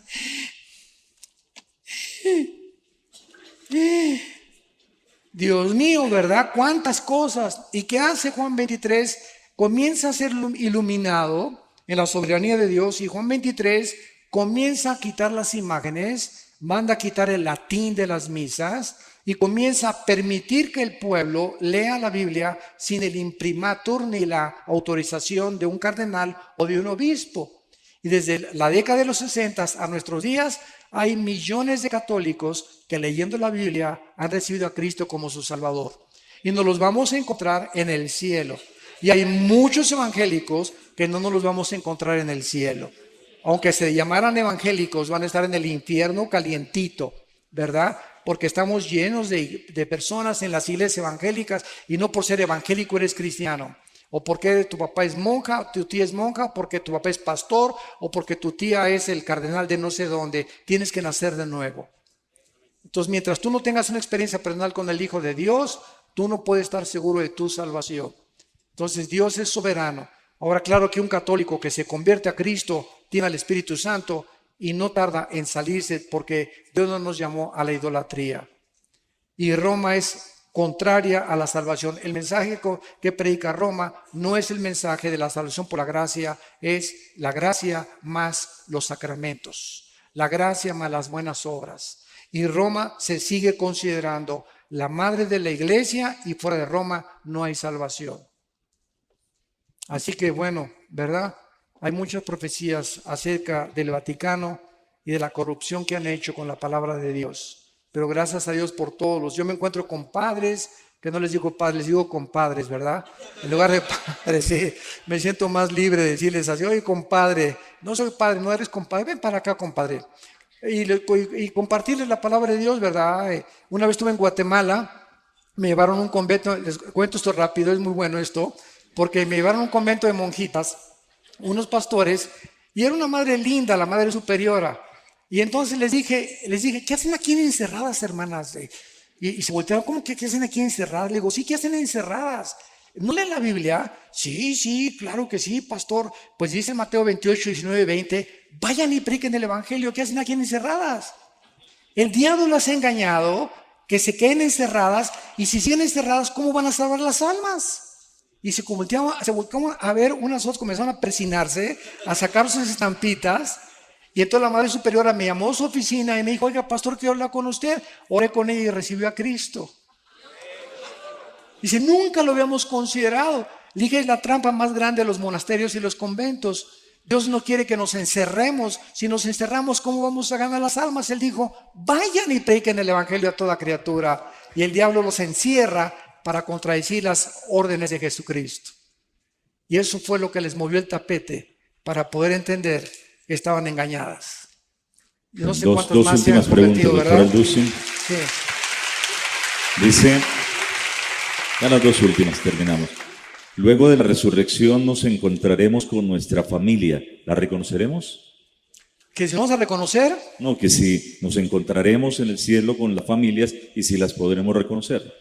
Bueno, cuando Cristo llama en Mateo 17 a Juan, Santiago y Jacobo para que se transfigurara enfrente de ellos, apareció junto a Cristo Elías y Moisés. ¿Se acuerdan de este pasaje? Y los apóstoles pues no había más Polaroid, no había fotografía, nadie había retratos de Elías ni de Moisés. Sin embargo, los apóstoles los reconocieron, Moisés y Elías. Y estaban los dos hablando con Jesucristo. Y estaban tan emocionados, ¿verdad?, que ya Pedro quería hacer un tabernáculo para quedarse a dormir ahí. Y pues ya quedarse ahí, ¿verdad? Entonces nosotros vemos que la pregunta es ¿cómo los pudieron reconocer no habiendo ningún registro de Moisés ni de Elías físicamente? Y la respuesta es que el conocimiento espiritual se llama intuitivo. Entonces, por ejemplo, cuando Pedro en el capítulo 5 de los Hechos llega Ananías y Zafira, pregunta, ¿quién le dijo a Pedro que habían robado a Dios? ¿Quién le dijo? Pedro no tenía cámaras fotográficas, ni inspectores, ni satélites para estar inspeccionando la casa de todos los cristianos. Y al llegar a Ananías, dijo, ¿por qué vendiste esta heredad en tanto? ¿Por qué me vienes a engañar a mí? Estás engañando al Espíritu Santo. Y viene Zafira, la esposa, y caen muertos, y gran temor cubre a la iglesia. ¿Qué quiero decir yo? Que cuando vayamos al cielo, vamos a saber, ahí está Adán. Yo no sé ni cómo fue Adán, pero va a haber un conocimiento intuitivo, espiritual, que me va a decir, ahí ese es Pedro, ese es Adán, ahí está Moisés. Y ese conocimiento intuitivo lo estamos comenzando a experimentar ya aquí en esta tierra, como lo experimentó Pedro. Yo les digo una cosa muy sincera, sin ganas de gloriarme. Hay mucha gente a la que yo veo y siento en mi espíritu cómo son realmente en la realidad. Y siento, ¿verdad? Este es un hipócrita, lo que me está diciendo no es verdad, o esta persona oculta algo, o hay veces que veo personas con una mirada velada. O sea, yo le digo a mi esposa, ¿te acuerdas la pareja que conocimos hoy? Él oculta algo. Él no es como es, no es una persona sincera, tiene una vida doble. No sé qué sea, pero no es una persona transparente, porque la lámpara del cuerpo son los ojos. Es un conocimiento intuitivo que no se obtiene a través de leer ni de investigar, sino se siente en el espíritu.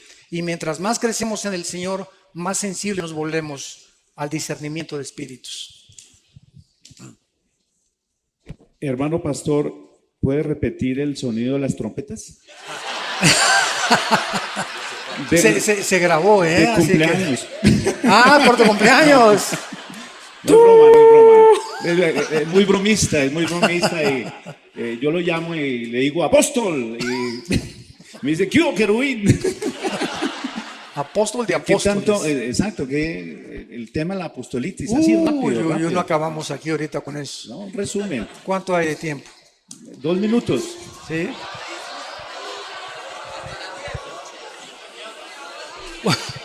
Va a ser este último tema, ¿verdad? En el año 2001, un pastor, y todo esto lo puedo decir porque es público, ¿verdad? Entonces aquí no hay nada así de ni lastimar susceptibilidades, ni mucho menos.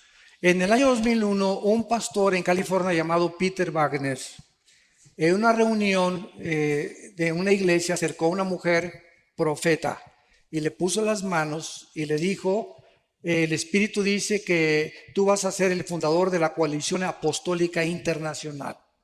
Entonces, este hombre, a las 2 semanas de que esta supuesta profetisa le haya dado este mensaje, comenzó a hacer inscripciones cobrando $250 para que se inscribieran todos los que querían ser profetas. Y se formó la Coalición Apostólica Internacional.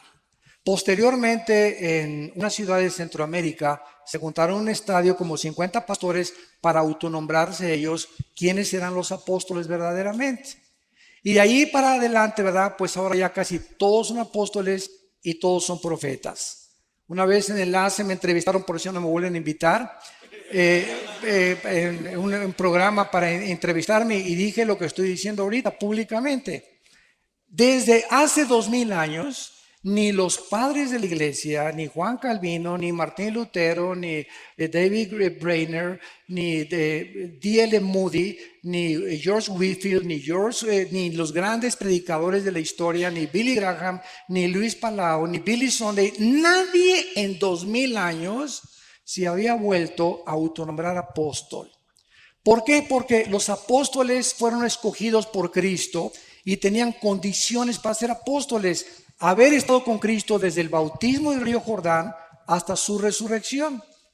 Y como Pablo fue el único que no pudo cumplir estas condiciones, él se autonombra como un abortivo y dice, soy el último de los apóstoles. Yo, amigos míos que me dicen y los aprecio que son apóstoles, les digo, entonces Pablo fue un mentiroso porque tú eres el último. Y digo, y en la Nueva Jerusalén aparecen los nombres de los 12 apóstoles, le digo, y no encontré el tuyo. Ahora bien, la mayor parte de estas personas, y vuelvo a repetir, yo tengo mucho y los aprecio mucho, pero me da una tristeza lo que han hecho con la Biblia, usan el libro de los Efesios. Vamos a Efesios capítulo 2 Y esta es la piedra fundamental que la mayoría usa para justificar que el apostolado prevalece y que apareció de repente en el siglo XXI otra vez. Bueno, dicen ellos en Efesios capítulo 4, versículo 11 y 12, y él mismo constituyó a unos apóstoles, a otros profetas, a otros evangelistas, a otros pastores y maestros, a fin de perfeccionar a los santos para la obra del ministerio, para la edificación del cuerpo de Cristo.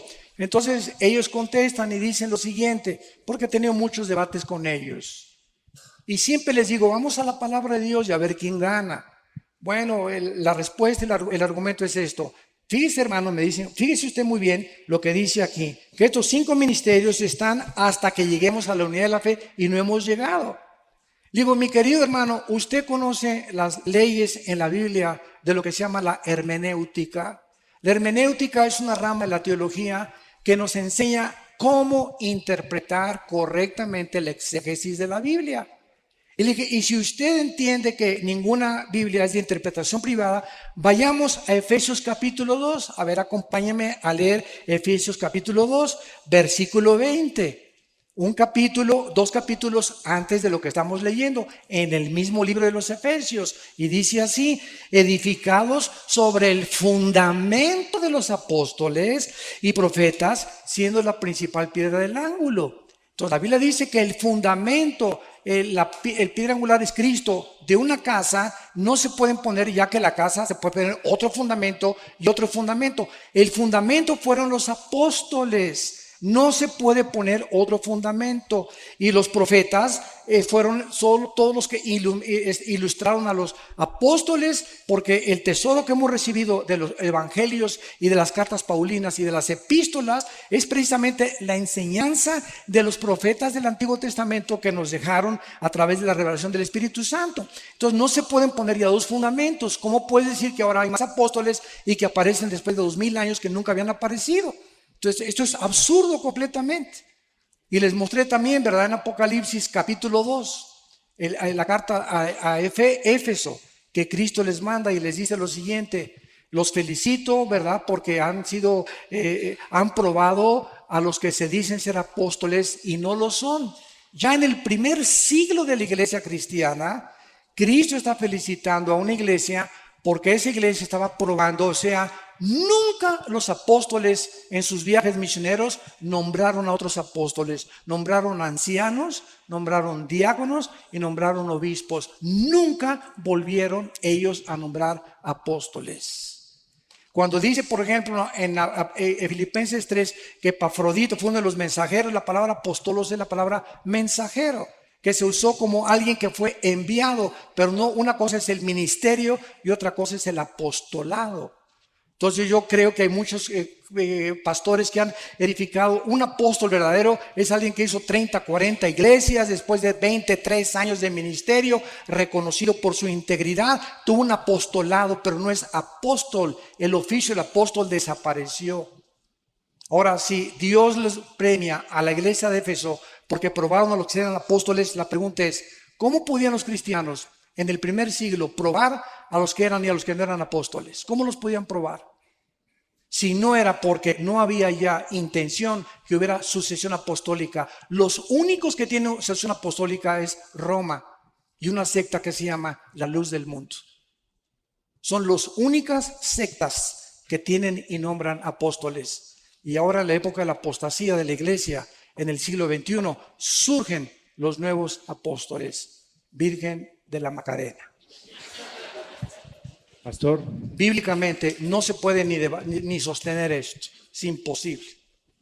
por favor, Sí, una oración por Colombia, una oración por los hermanos que viajan ahora, por favor. claro que sí. Los que viajan a otros países salen ahora ya. Con mucho gusto. Será un Alejandro, esfuerzo. le voy a pedir a mi hermano, Alex, si puedes orar por las personas que van a salir de viaje por Colombia. Nos ponemos de pie para orar esta oración y Claro, despedirnos. hermanos, vamos a ponernos de pie. Tome de la mano a su esposa o a su hermana que viene, algún familiar. Tómese de la mano y le damos muchas gracias al Señor por la obra del Señor en Colombia. Agradecemos a todos ustedes su atención, su apoyo, sus oraciones. Gracias por invitarnos. Venimos con mucho gusto, sobre todo mi hermano Armando, a compartir. Venimos solamente de apoyo, acompañándole. Y nos ha dado también mucho gusto ver a muchos alumnos del ITI que han estado también en estas reuniones. Bendecimos a cada uno de los que también han participado. Esperamos, Señor, que tú continúes esta obra de acuerdo a tu promesa, que el que comenzó en vosotros la buena obra, la perfeccionará hasta el fin. Te damos muchas gracias por los organizadores, por cada participante, todos los edecanes, Señor, todos los músicos, todos los sugieres, todos los que tuvieron ministerios, Señor, en los libros, en la manera que ayudaron, apoyaron, lo hicieron para ti. Muchas gracias por sus vidas. Muchas gracias por Oscar, su equipo, Señor, por nuestro hermano David, todos los que participaron, que lo hicieron con todo su corazón. Te damos gracias por sus vidas, gracias por todos los que vienen de fuera, de otros países, de otras ciudades. Señor, pedimos que su salida, Señor, también haya bendición, que los protejas de todo mal, que lleguen con bien a sus casas, que en sus casas los puedan recibir también con el gozo de tu Espíritu Santo. Pedimos, Señor, que sigas bendiciendo la vida y el ministerio de mi hermano Armando, su familia, Marta, sus hijos. Muchas gracias porque les has levantado, Señor, para usarles y edificar tu pueblo. Bendecimos tu obra, Señor, a través de ellos y te pedimos que tú sigas permitiendo que Colombia siga abierto a tu palabra, que sigas tocando, Señor, al presidente, a su familia, cada gobernador, cada persona que está en eminencia. Rogamos por ellos, por los jefes de policía, que tú sigas tocando, Señor, al pueblo, para que se vuelvan a un encuentro personal, real, verdadero con tu Hijo Jesucristo. Esta noche podemos agradecerte, Padre, por ser tan bueno con nosotros. Gracias por haber provisto para poder estar en este tiempo juntos. Señor, te alabamos, te glorificamos. Dígale unas palabras a usted mismo, a Dios, de agradecimiento. Pídale por su necesidad en este momento. Te pedimos por nuestra esposa, nuestros hijos, nuestra familia. Guárdanos en esta unión en ti, Señor. Te bendecimos y te glorificamos a ti, el único Dios verdadero, y a tu Hijo Jesucristo, al que tú enviaste para morir en la cruz por nosotros. Muchas gracias, te bendecimos. Señor, permítenos seguir teniendo más reuniones como estas en Colombia y en otras ciudades de este país hermoso. Bendice a Colombia con el poder de tu Espíritu. Te lo pedimos en el nombre de Jesús, tu Hijo. Amén y amén. Muchas gracias. Gracias a Dios.